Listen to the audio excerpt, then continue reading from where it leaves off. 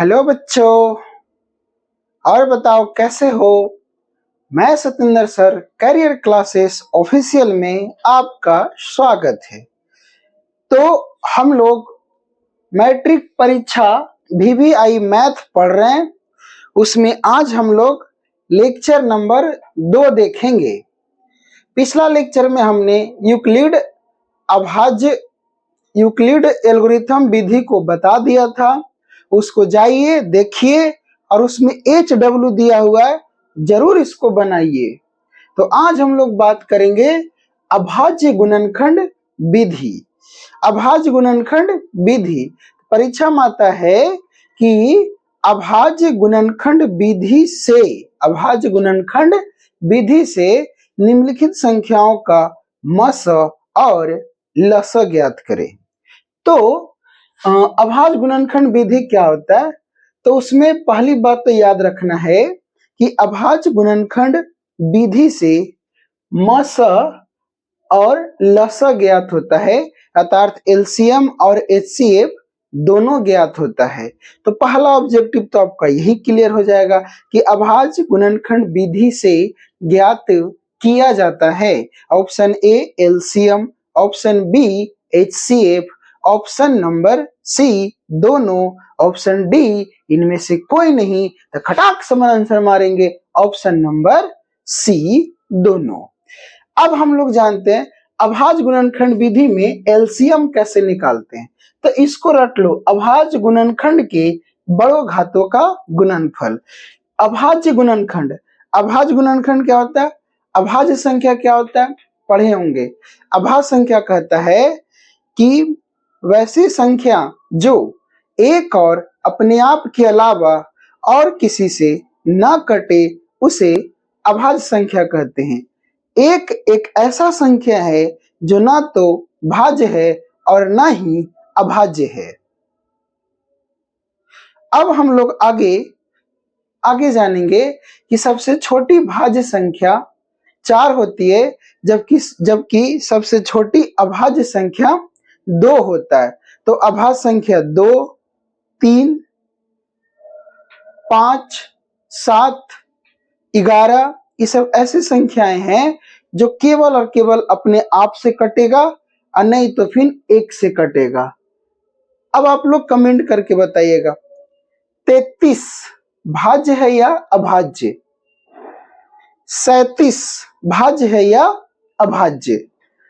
अब देखिए, तो LCM में क्या याद रखना है चला कि अभाज्य गुणनखंड के बड़े घातों का गुणनफल।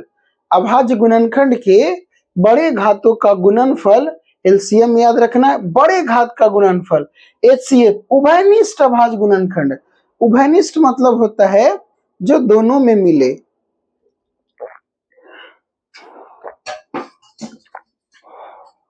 उभयनिष्ठ मतलब क्या होता है? 2 गो है तो दोनों में मिले, 3 है तो तीनों में मिले।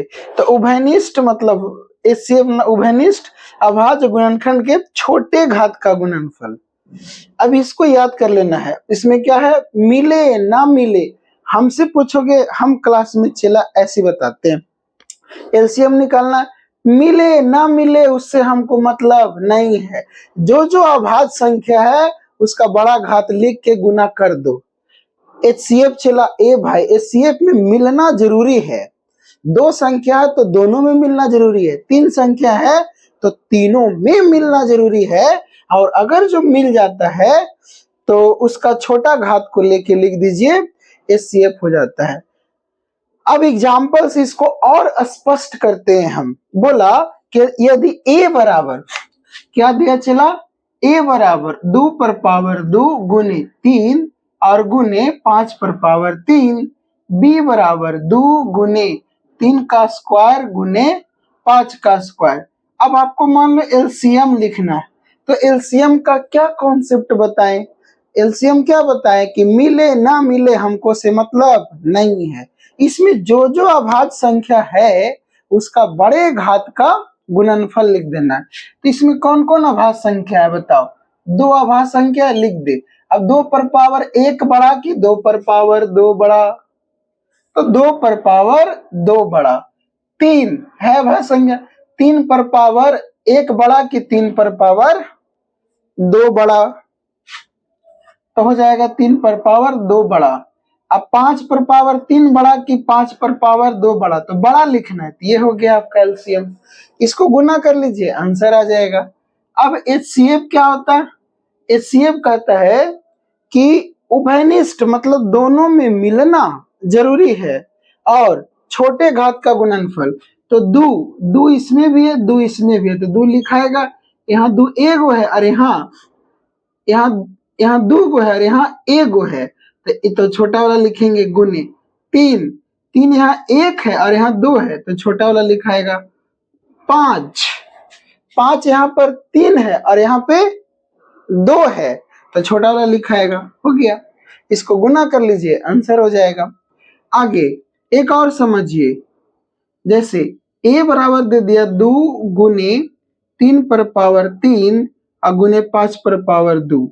b बराबर दे दिया 2 गुने 5 गुने 7 गुने 3 पर पावर 2।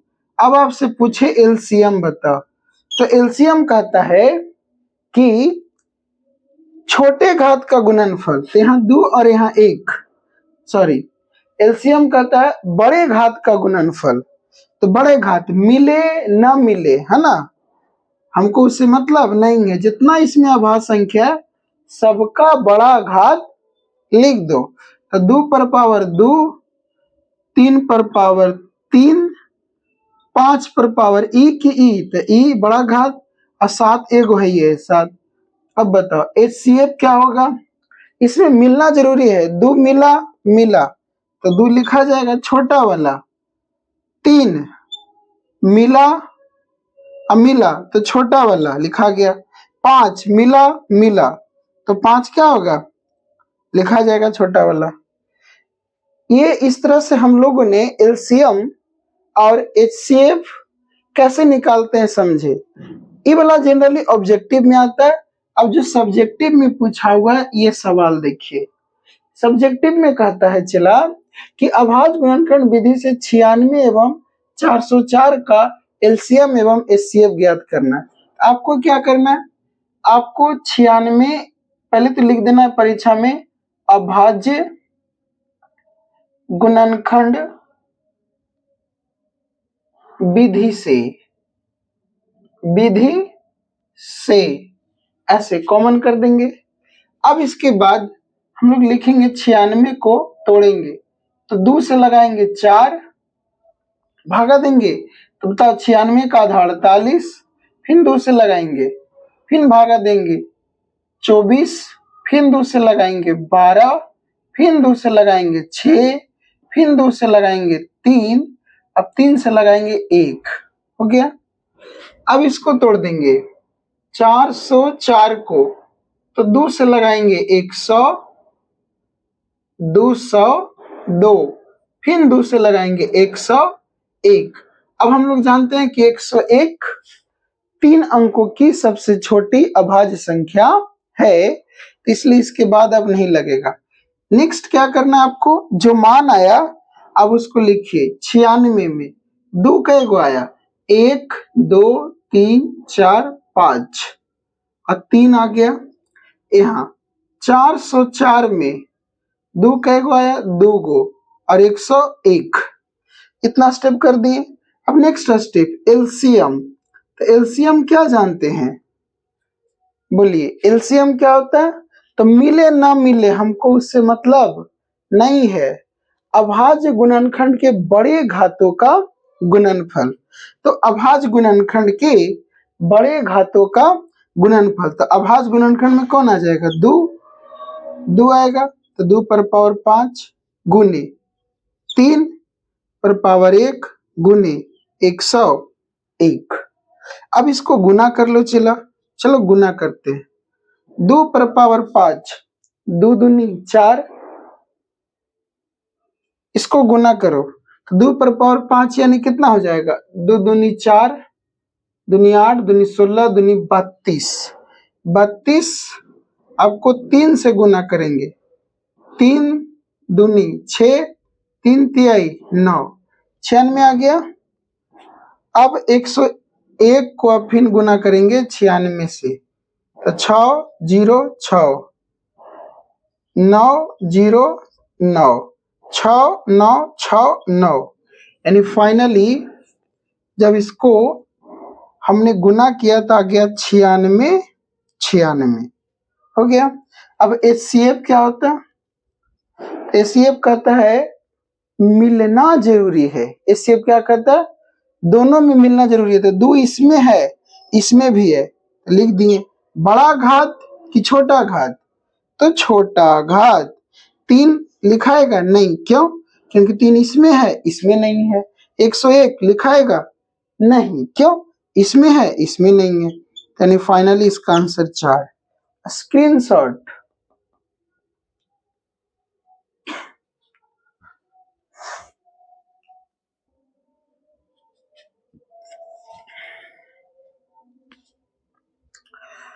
हेलो बच्चों, ध्यान दो। अब हम लोग क्वेश्चन नंबर 2 देखेंगे। अभाज्य गुणनखंड विधि से 15 12 15 21। ये सबसे पहले तो NCERT का सवाल है, और अगला ये परीक्षा में आपको पूछा हुआ है 2013 में। चलो देखो कैसे बनेगा। सबसे पहले 12 को ऐसे करेंगे, 2 2 छक्कम 12, 2 3, फिर 3 से 1। अब 15 को तोड़ो, तो 3 से 3 5 15, फिर 5 से 1। 21 को तोड़ो, 3 7 और फिर 7 एकम। तो फाइनली ये जो 12 है इसका आ गया 2 पर पावर 2 गुनी 3। ये जो 15 है इसका आ गया 3 गुनी 5, और ये जो 21 है ये 3 गुनी 7। तो एलसीएम क्या कहता है? चला,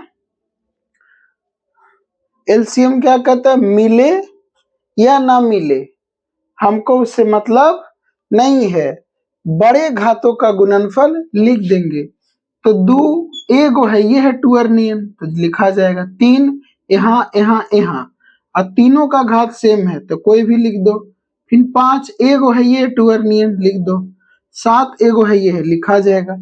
चलो अब इसको गुना करो। 2 का स्क्वायर 4, 4 तिहाई 12, 12 पच्चे 60, 60 गुने 7, तो 6 सत्ते 42, यानी 420।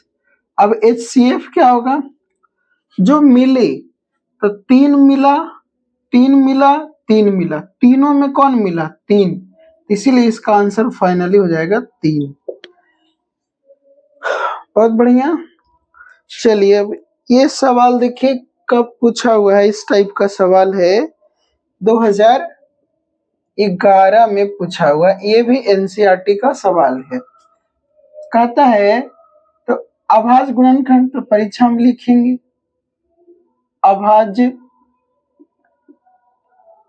गुणनखंड विधि से 17, ऐसे करेंगे, एक मराते लगेगा 17, सॉरी 17 एकम 17, यही आ जाएगा, क्योंकि टूटेगा नहीं। 23 को तोड़ेंगे तो 23 एकम 23, 29 को तोड़ोगे तो 29 एकम 29, यानी फाइनली 17 का जो गुणनफल आया वो 17 आया। 23 का जो गुणनफल आया वो 23 आया, और 29 का जो गुणनफल आया वो 29 आया, है ना। तो सर एलसीएम क्या कहता है कि मिले ना मिले उससे हमको मतलब नहीं है, सबको गुना कर देंगे। 17 23 29 हो गया, ये काम कर देंगे। लेकिन जैसे HCF लिखेंगे तो कहता है तीनों में मिलना चाहिए, इसको गुना कर लेना। चला, अब तीनों में मिलना चाहिए, अब तीनों में तो है नहीं, तो जब कोई नहीं होता है तो भगवान होता है, मतलब एक होता है। ये एक में अगर जो इस 17 में एक गुना करेंगे तो कोई मान पे कोई फर्क पड़ेगा नहीं, इसलिए सब में जब कुछ नहीं कॉमन मिलेगा तो एक कॉमन मिलेगा। और ये इसका आंसर हो गया। स्क्रीनशॉट।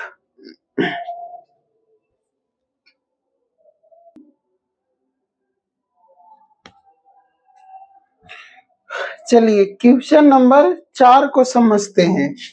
कहता है कि अभाज्य गुणनखंड विधि से 336 और 54, तो यहाँ लिखेंगे जौन सा विधि का नाम है अभाज्य गुणनखंड विधि। तो इसमें क्या होता है अभाज्य गुणनखंड विधि में, तो पहली काम तो 336 को ऐसे ब्रेक करेंगे तो 2 से लगेगा चला, तो बताओ 336 का आधा करो तो एक हो जाएगा, बचेगा कितना 1 3 13 6 और 8 68, फिर 2 से लगेगा 8 4 84, फिर 2 से लगेगा 4 और 2 42, फिर 2 से लगेगा 21, फिर 3 से लगेगा 7, फिर 7 से लगेगा 1। यहाँ तो एकदम आधा करते चल गए। देखो 2 1 कम 2, एकदम दिक्कत हो गई तो इसको भागा 2 से, 2 1 कम 2 1 3, 2 छक्के 12 1 6 और 2 8 16, ऐसे भागा देना।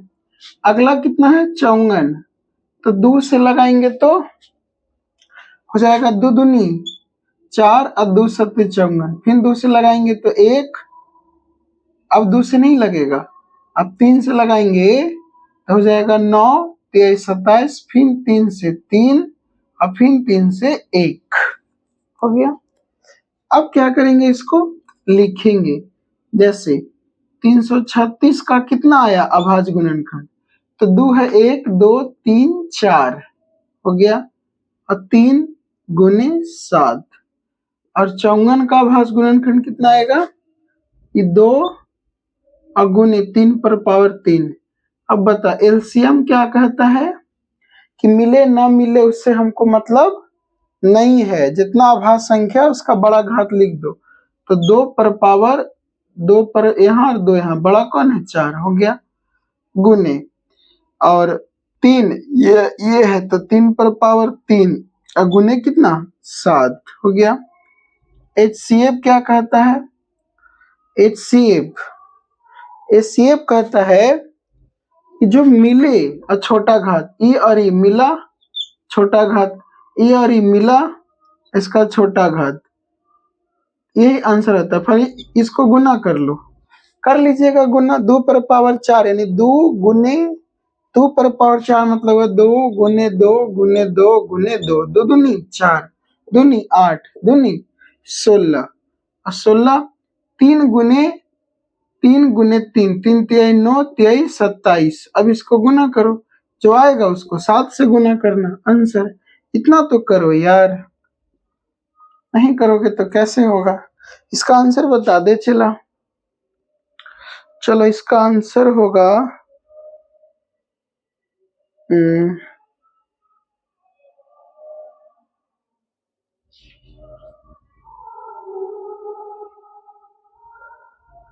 30 24।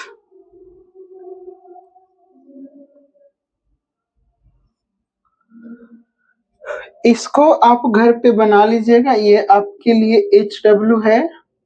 इसका आंसर हम बता देते हैं एलसीएम, और HCF खुद से लाइएगा।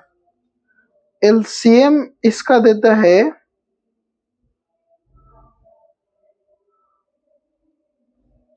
23460, 23460।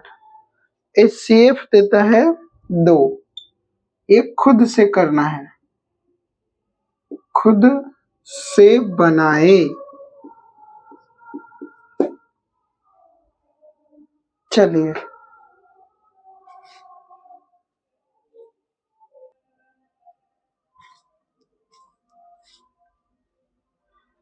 अब हम लोग आगे देखेंगे।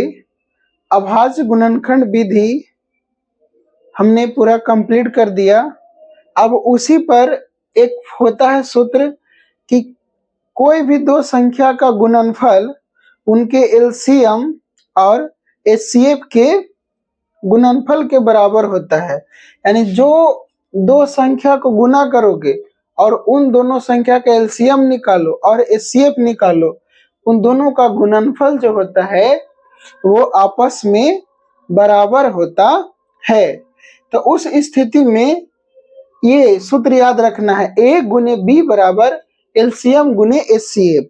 तो ऑब्जेक्टिव में पूछेगा दो संख्याओं का गुणनफल होता है लसा बटा मस, लसा प्लस मस, लसा गुने मस, लसा जोड़ो मस, तो मारेंगे लसा गुने मस। हो गया। अच्छा, इसमें ए निकालना रहे तो बी है गुना में नहीं आएगा भागा में, बी निकालना रहेगा तो ए को भागम कर देंगे, एलसीएम निकालना रहेगा तो एचसीएफ को भागम कर देंगे, एचसीएफ निकालना रहेगा तो एलसीएम को गुना कर देंगे। इसमें कई गो अननोन टर्म है, चला ये बताओ तो, कमेंट करो तो कि इसमें कितना अननोन टर्म है, जरा हम भी जाने कितने बच्चे अननोन टर्म को पकड़ रहे हैं।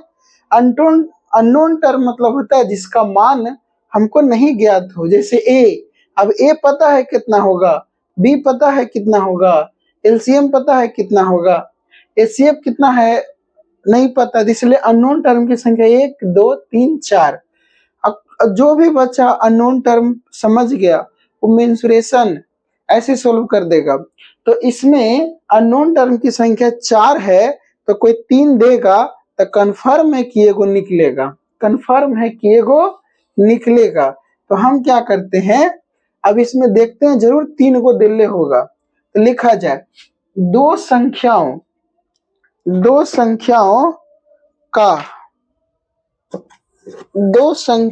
का मासा, देखो ये मासा दिया है, कितना दिया है मासा, तो मासा को क्या लिखोगे एचसीएफ, कितना दे दिया है 145, चलो लिख दिए।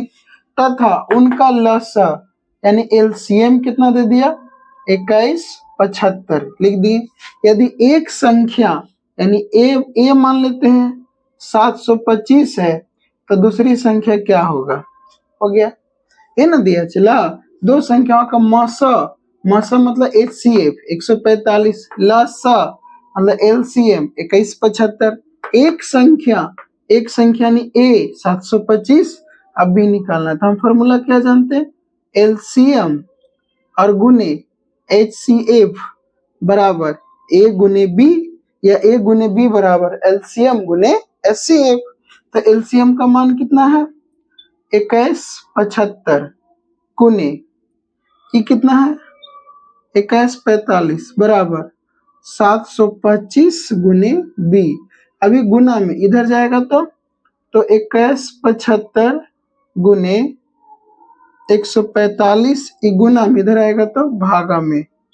अब टेंशन ही आ गया होगा किसको कैसे काटे। तो देखो 25 यहाँ भी है 25 यहाँ भी है, इसका मतलब 25 का पढ़ोगे ना तो पक्का ही दोनों कट जाएगा। तो पढ़ो, तो 25 का पढ़ो, 25 का 25, 25 दूनी 50 हो गया। अब 72 में से 50 घटेगा तो कितना आएगा बताओ, 72 में से 50 घटेगा 22 और 5 उतरेगा 25, 225, तो 25 नमा 200 कितना 25 हो गया। इसको काटो तो 25 8 200 बच गया कितना 175, तो 25 सत्ते हो जाएगा, 25 सत्ते 175। अब 29 का पढ़ो तो 29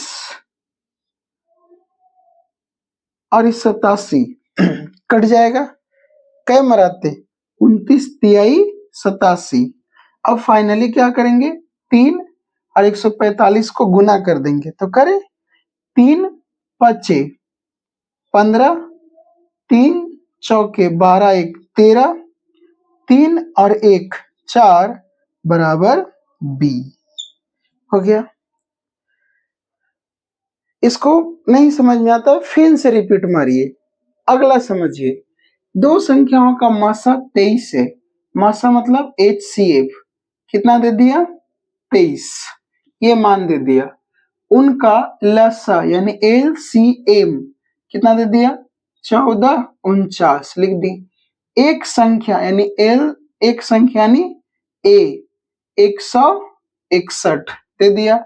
दूसरी संख्या निकाले कह रहा है, तो फिर यहां से ए गुने बी बराबर LCM और गुने HCF, चाहे इसको बराबर इसको लिया, इसको बराबर इसको, बात एक ही चीज है।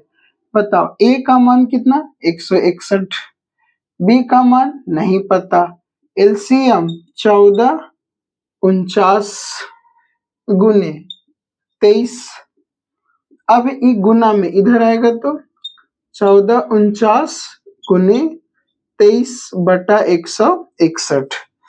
फिर यहाँ माथा के दर्द कि कैसे कटेगा।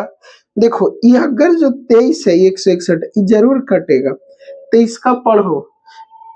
अब मान लो नहीं भी आ रहा है तो 23 सत्ते 21 होता है ना, एक यहाँ मिल रहा है, तो इसको तुम 23 को 7 से गुना करोगे, 23 सत्ते का 7 14 2 16, इस 7 से कट गया। अब 7 से इसको काटोगे तो 7 दूनी 14 हो गया। अब बल 7 सत्ते 49 गलत हो जाएगा, क्योंकि भागा में देखो ये भागा बड़ा मजेदार है, समझो। इसको कितना से काट रहे हैं 7 से, तो 7 दूनी कितना हो जाएगा 14, कट गया।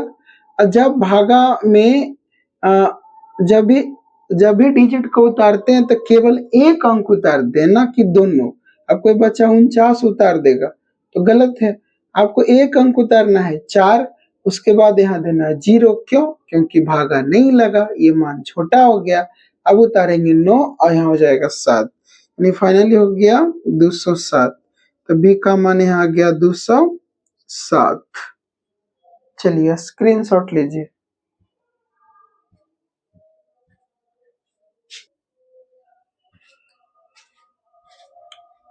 Question number 9। अब क्वेश्चन नंबर 9 होमवर्क है, खुद से बनाइए, आंसर 91 आएगा। 10 खुद से बनाइए, आंसर 4 आएगा। 11 दो संख्याओं का मासा 18 तथा उनका गुणनफल 12,960 है। घुमा दिया थोड़ा सा, उनका गुणनफल मतलब ये पूरे का मान दे दिया, एलसीएम नहीं पता है और मासा 18 दे दिया, गुना से एने जाएगा तो भागा में, और इसको काटिएगा तो इतना आंसर आएगा। तो इस तरह से चला अभाज्य संख्या अभाज्य गुणनखंड पर आधारित प्रश्न को हमने समाप्त कर दिया है। नेक्स्ट वीडियो में हम लोग शांत और अशांत के बारे में जानेंगे, जिनका भी तैयारी, जो मानपुर के आसपास बच्चे हैं जिनका तैयारी अच्छा ढंग से नहीं है, 18 नवंबर से करियर क्लासेस ऑफिशियल में ऑफलाइन बैच है, आप उसको ज्वाइन कर सकते हैं। आपका सिलेबस पूरे अच्छे तरीके से हम खत्म करेंगे, क्योंकि हर एक सब्जेक्ट का पैकेज बना हुआ है, और आपका क्लास भी सुबह 6:30 बजे से लेके 11 बजे तक, और 2 बजे से शाम को 2 से 5 बजे तक उसमें आपका ग्रुपिंग होता है, जिसमें मैथ, साइंस और टारगेट का ऑब्जेक्टिव होमवर्क रहता है। और सुबह आपका क्लास चलती है, कैसे चलता है वो अभी स्क्रीन पे आएगा, देख लीजिएगा। चलिए मिलते हैं नेक्स्ट वीडियो में। और चला जो भी बच्चा इस बार 10th का एग्जाम देगा उनके पास जरूर ये वीडियो भेजिए। धन्यवाद।